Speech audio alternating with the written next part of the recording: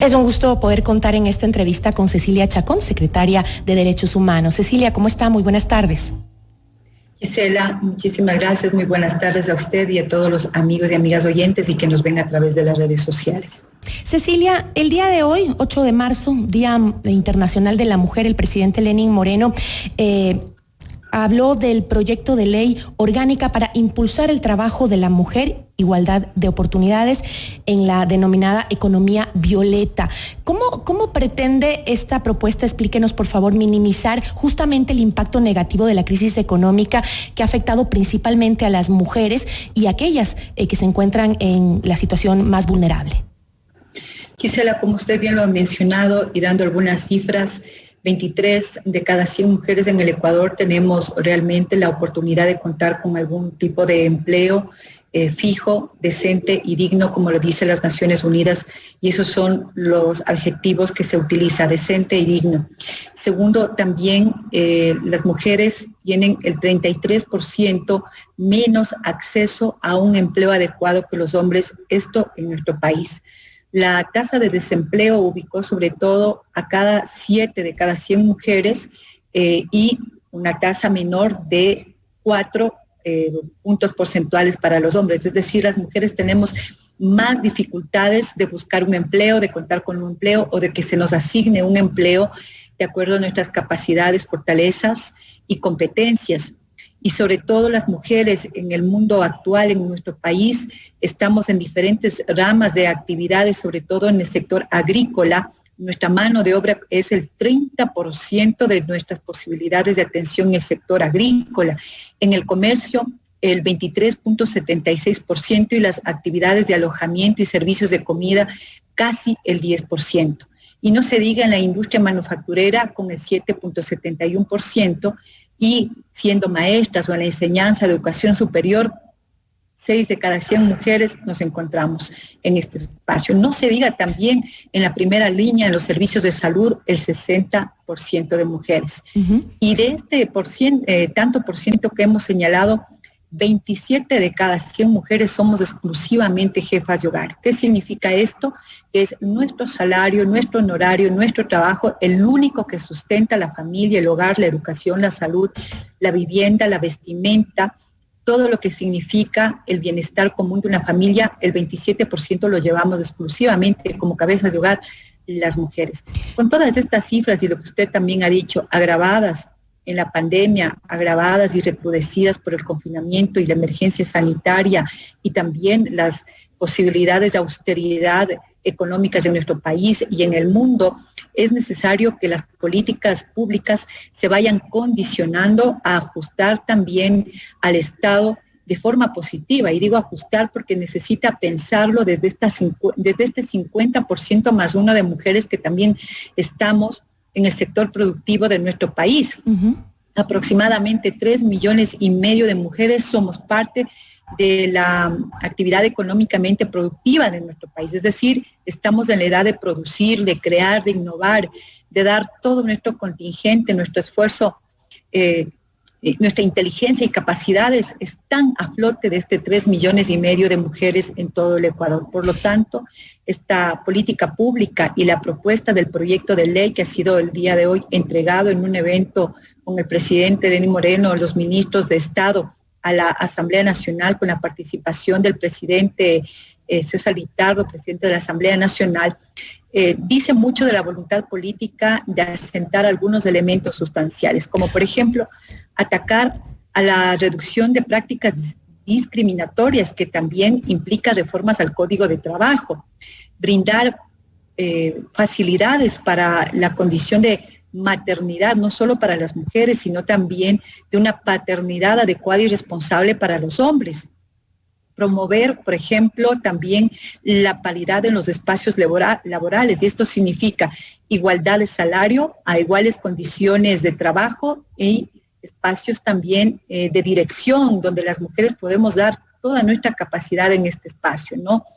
Implica también que llevemos adelante un conjunto de acciones en el ámbito laboral para construir una política de largo plazo. Esta no es una política pública del gobierno, y eso hay que destacarlo. Es una política pública de Estado, así como la economía violeta es una política de Estado. Eso significa que tiene que saltar el momento actual de transición política electoral, y sea cual sea el presidente que elijamos los ecuatorianos y ecuatorianas, tiene que fijar una política pública, Cecilia, para el acceso laboral.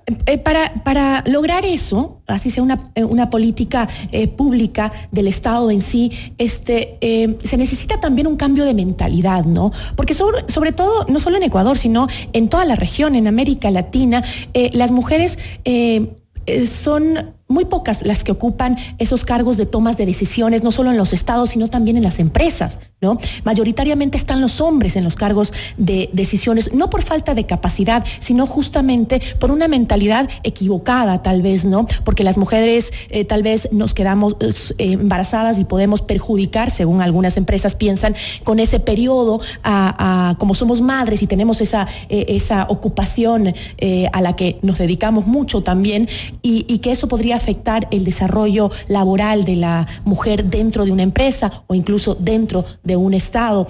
Y es eso lo que hay que cambiar, ¿no? Esa mentalidad que tenemos en Latinoamérica. Porque además de que la mujer gana menos que el hombre haciendo el mismo trabajo, tampoco es tomada en cuenta para esos cargos de toma de decisiones. ¿Cómo este proyecto busca trabajar justamente en cambiar ese modo de ver a la empresa, a la industria, al mercado laboral? Hay un costo que no se ha visto, Gisela, y es el costo altísimo que pagan las empresas por violencia intrafamiliar y basada en género de las mujeres. Hay un estudio de la Universidad San Martín de Perú, conjuntamente con la Cooperación Técnica Alemana, justo para América Latina, donde se evidencia que las empresas privadas de cualquier tamaño pierden anualmente más de 341.000 millones de dólares por objeto de la violencia de género contra las mujeres. Esto significa que debido a las agresiones a una mujer tiene que pedir permiso en su trabajo, tiene que guardar reposo por su salud, tiene que pagar hospitalización, un seguro médico cuando no tiene posibilidades de estar en el servicio de salud público. Es decir, los costos son mucho más altos. Y está probado que cuando una mujer está en los espacios de dirección, coincide que hay un doble esfuerzo en el trabajo, existe transparencia, existe liderazgo, existe capacidad. Sin duda, las mujeres en nuestro país, quienes ya cuentan con esta experiencia, pueden hablar de muy buenas prácticas, y además que esta experiencia se riega absolutamente en el marco de toda la, vamos a decir, del ecosistema laboral y del ecosistema empresarial. Entonces, es muy buen negocio tener a mujeres, vamos a decirlo así, liderando procesos y liderando, gerenciando también empresas. Y en el sector público no se diga, hay liderazgo en el sector público, y sabemos que podemos avanzar, que tenemos capacidad para hacerlo y que necesitamos alejarnos de estos paradigmas del no se puede, no quiero, no tengo, no sé. Creo que son los elementos primordiales. Y en segundo lugar, creo que la primera política pública de género es haber contado con la paridad de mujeres en las vicepresidencias. Es decir, eso también habla de la decisión y de la intención de que los gobernantes quieran hacer una política pública seria con las mujeres.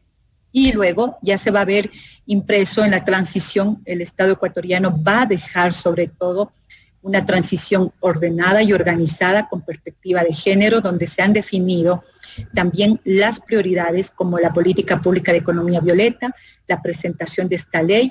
Estamos dejando instrumentos que, como en una casa, son las columnas vertebrales, son los cimientos para que se pueda seguir dando esta institucionalidad también en el marco de la Ley Orgánica de Prevención y Erradicación de la Violencia, Gisela. Justamente hablando sobre el tema, el día de hoy en nuestro noticiero de la mañana, Notimundo al Día, Sibel Martínez, que es vicepresidenta del Consejo de Protección de Derechos de Quito, dijo que por efectos colaterales de la pandemia de COVID-19, el Ecuador, en temas relacionados a la igualdad y la equidad de género, ha retrocedido por lo menos una década en el transcurso de un año. Hemos retrocedido en derechos a la mujer, en equidad de género. ¿Hemos retrocedido tanto?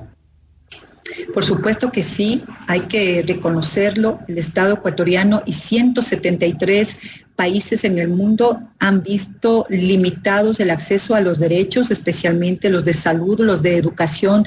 Se siente, lo vemos, lo palpamos, y que obviamente la pandemia como efecto colateral promueve la feminización de la pobreza. ¿Qué significa la feminización de la pobreza? Basta ver el bono de desarrollo humano. Antes de COVID-19 aproximadamente 1 millón de personas en el Ecuador tenían el bono de desarrollo humano. Después y durante COVID-19 este bono subió a 500,000 de personas más a ser subsidiadas por este bono de manera ocasional y limitada. Entonces ya no hablamos de 1 millón, estamos hablando de 1,5 millones, y el gran número de bonos que se imprime por esta condición difícil es exclusivamente para mujeres. Entonces vemos una feminización de la pobreza. Ya las Naciones Unidas ha dicho que no va a ser posible alcanzar los objetivos del milenio a través de los objetivos de desarrollo sostenible planteados para el 2030, que ha tenido un alto costo pandemia, no solo en limitar servicios, sino también en recuperar los servicios, y lo estamos sintiendo en el país, como el tema de educación orientado a niños, niñas, adolescentes, y sobre todo el abandono muchas veces de las aulas, especialmente de las mujeres universitarias. Pues por supuesto que hemos retrocedido, pero esto no significa que nos hayamos quedado solo pensando en que retrocedimos. Por eso la política pública tiene que ir de avanzada frente a estos elementos colaterales que nos trae la pandemia, que nos trae la austeridad económica.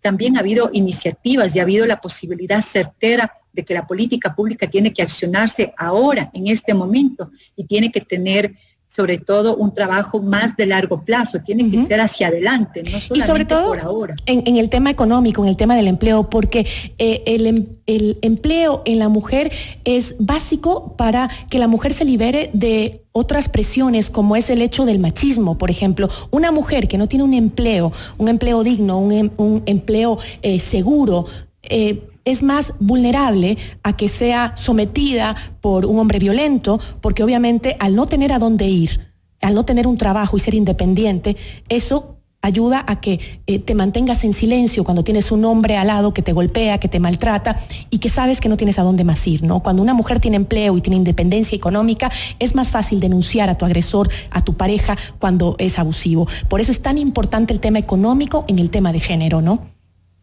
El tema económico, no solo como acceso a un recurso que permita un emprendimiento, sino la sostenibilidad del proyecto de vida de las mujeres, Gisela. Como usted lo ha dicho, muchos proyectos de vida de las mujeres se ven truncados, limitados, porque ahora están viviendo 24/7 con el agresor, con el abusador, con el maltratador. Al mismo tiempo se vuelven el único referente económico de la familia, es decir, dicen no puedo salir, no puedo conseguir trabajo, me tengo que aguantar porque tengo que dar de comer a 2, 3, 4, 5 bocas adicionales, que significan niños y niñas en situación de escolaridad, y que obviamente esas decisiones tienen un altísimo costo. Quedarse con el agresor al lado, continuar con el círculo de la de violencia, limitar su proyecto de vida y obviamente replica estos escenarios de violencia con niños y niñas. Y el futuro de esos niños y niñas también puede implicar volver a vivir el círculo de violencia, porque los niños no conocen otra forma más sana de convivir. Entonces es más fácil que ese escenario se vuelva a repetir. Cuando una mujer garantiza su ingreso económico, no solo que decide por ella, sino que decide por salud, decide por educación, decide por garantizar la vivienda, los víveres, la alimentación adecuada y correcta, pero sobre todo decide por cambiar un modelo de vida que hoy por hoy lo hemos comprobado, Giselle, y este ha sido un camino también de mucho aprendizaje y sensibilización. ¿Cuántas madres en condición de pandemia nos decían, es que no puedo avisar a nadie, porque si aviso me pega, me maltrata? Si me voy no tengo que comer, ¿qué hago? O me manda a la calle, ¿dónde me voy? Por eso es tan importante. Muchas de las mujeres no tienen dónde irse, absolutamente, prefieren quedarse con ese agresor que resulta que viene a ser una cadena muy, muy pesada. Me duele en este día saber que hemos retrocedido en derechos y en igualdad de género con la pandemia. Pero bueno, no hay que perder la esperanza, hay que seguir trabajando. Yo le agradezco a usted por todo lo que sé que ha hecho por las mujeres desde su cargo. Muchísimas gracias, Cecilia, siempre por aceptar nuestras entrevistas. Gracias, Gisela. A usted quiero ser sobre todo una mujer fuerte, valiente, pero también tengo optimismo en que nuestro país tiene la oportunidad de tomar decisiones con seguridad para el beneficio de todos y todas, y eso es lo que ha hecho hoy el presidente, tomar la iniciativa para presentar la ley de economía violeta como un espacio de decisión también. Muchísimas gracias. Agradecemos a Cecilia Chacón, secretaria de Derechos Humanos.